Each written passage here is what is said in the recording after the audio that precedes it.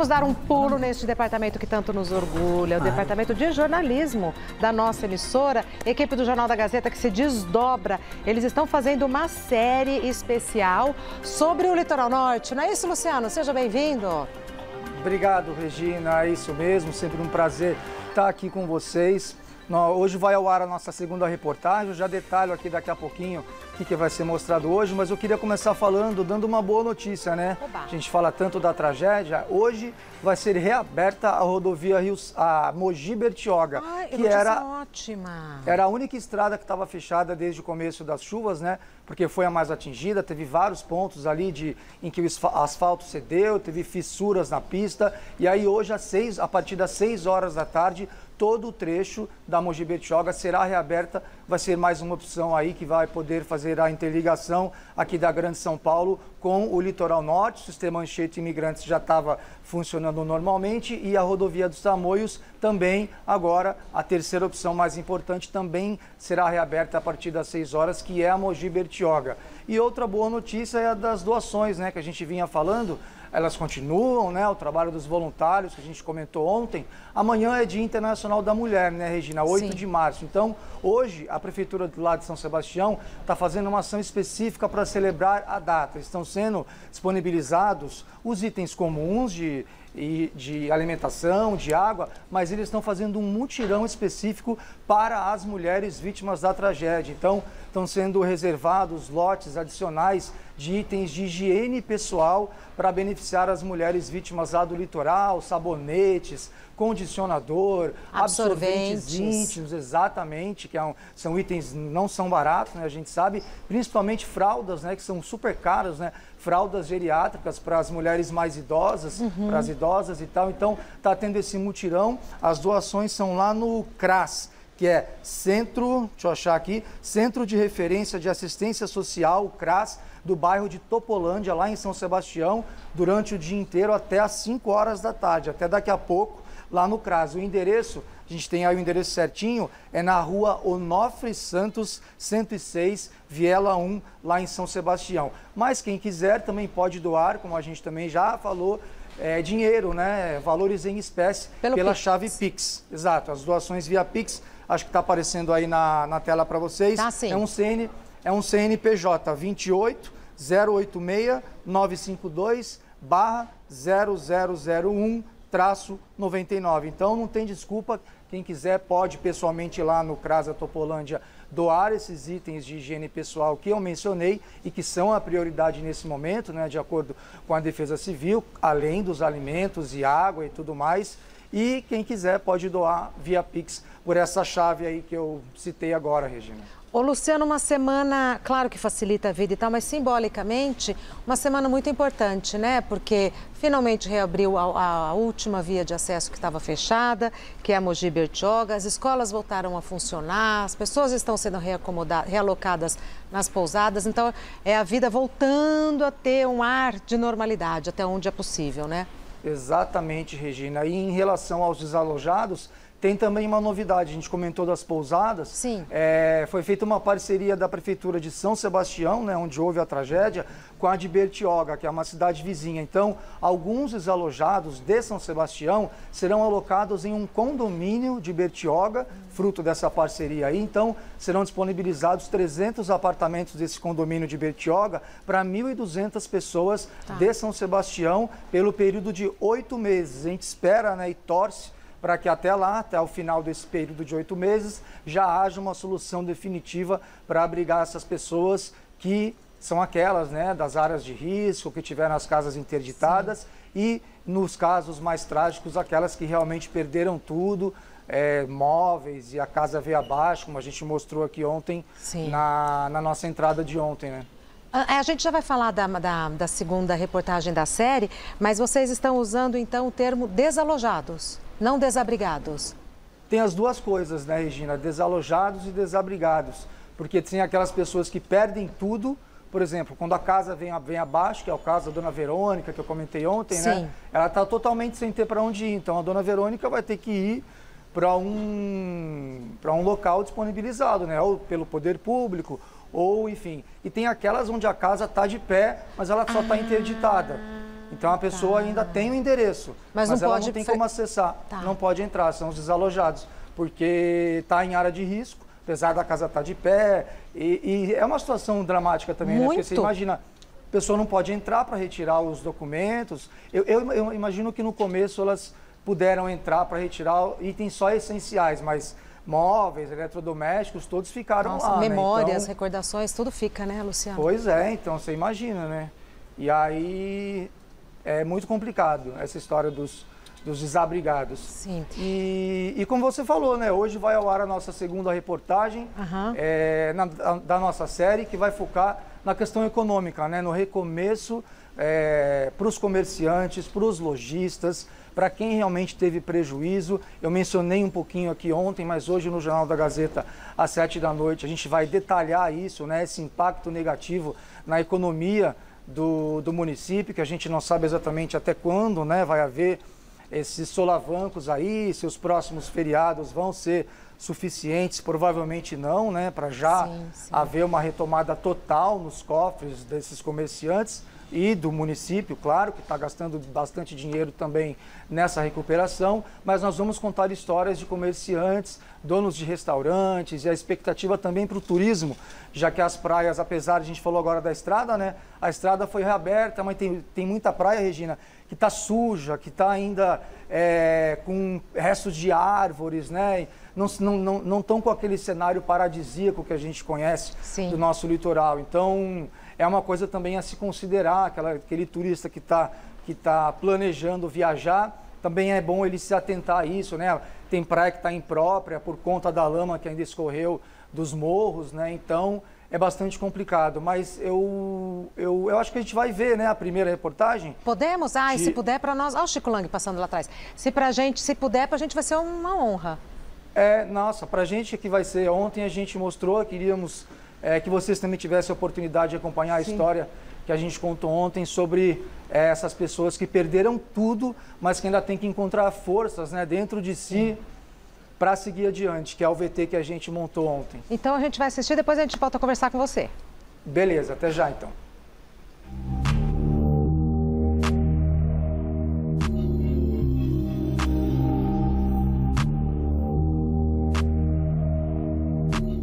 A casa de alto padrão de frente para a praia está praticamente pendurada há mais de 2 semanas. Ela estava no caminho desta encosta que desmoronou, levando tudo pela frente, um dos muitos pontos onde a terra cedeu em São Sebastião.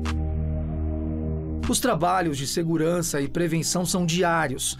O monitoramento e a limpeza são constantes, tanto na beira da estrada, quanto nesta que mais parece uma zona de guerra na periferia de Juqueí.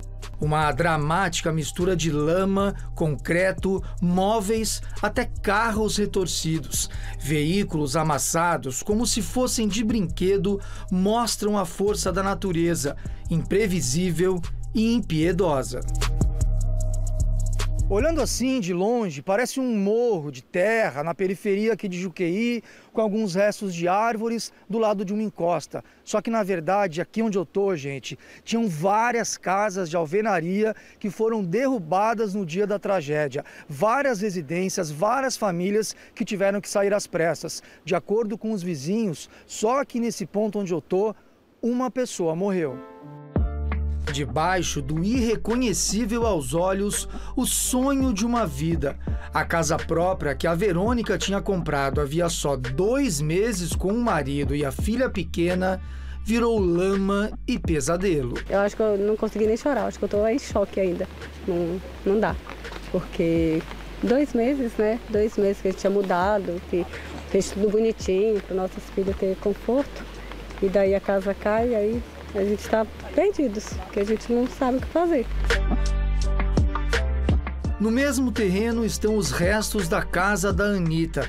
Nas paredes do que era um dos quartos, as marcas da lama até o teto dão a dimensão do estrago.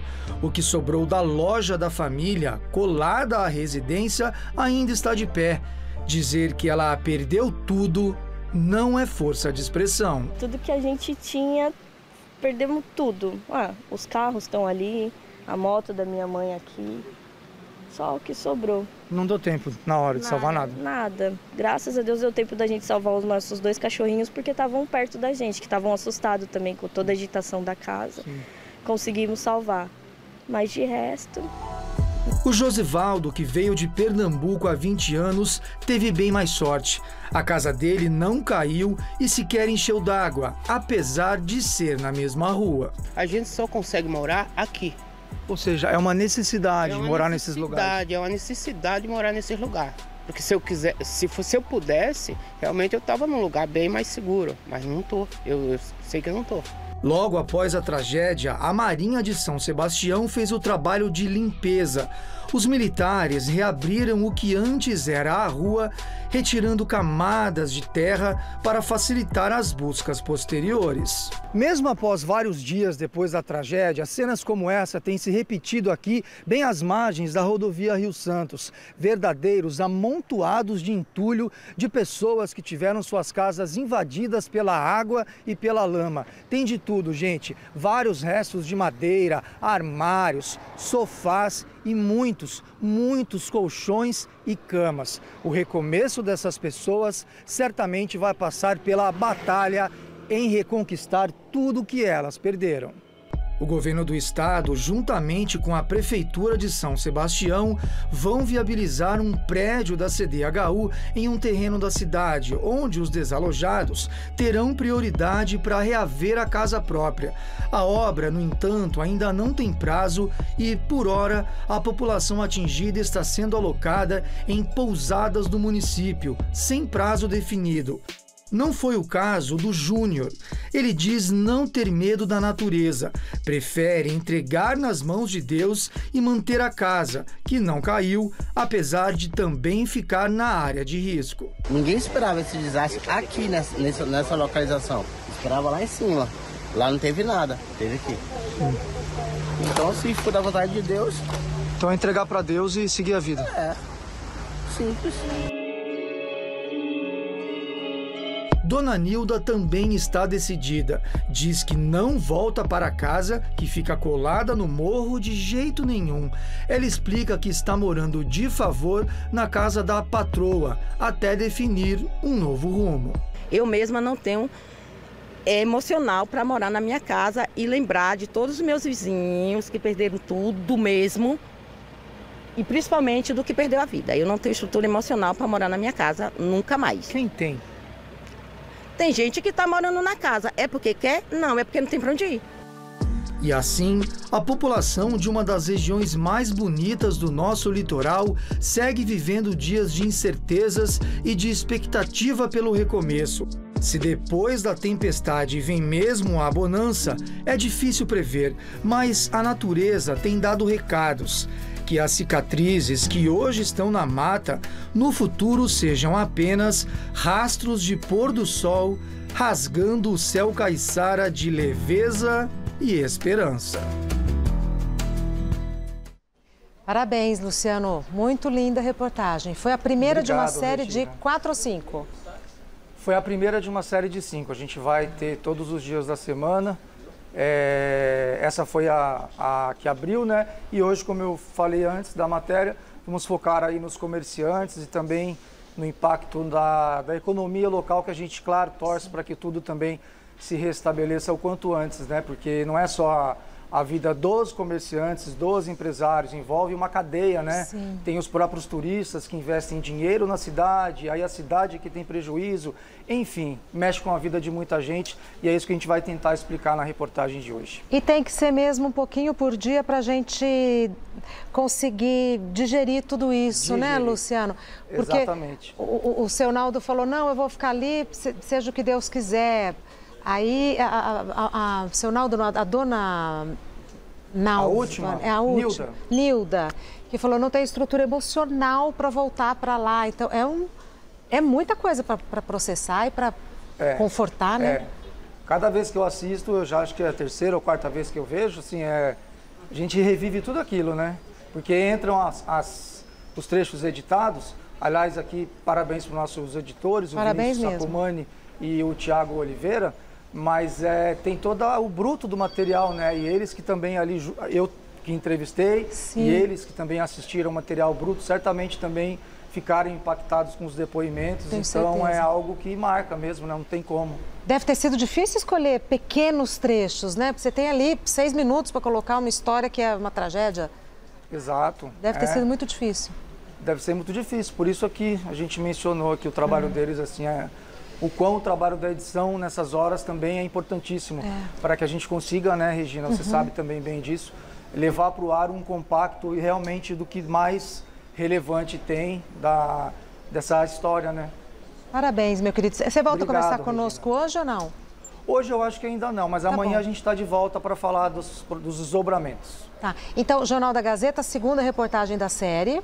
Segunda hoje às 19h, depois vai também para as nossas redes, vai para a internet, mas ela vai primeiramente no jornal às 19h. Perfeito. Meu querido, mais uma vez, parabéns pelo trabalho. Obrigado, Regina. Para você e para toda a equipe, Obrigado. viu? Obrigado. Até a próxima. Até. Muito obrigada.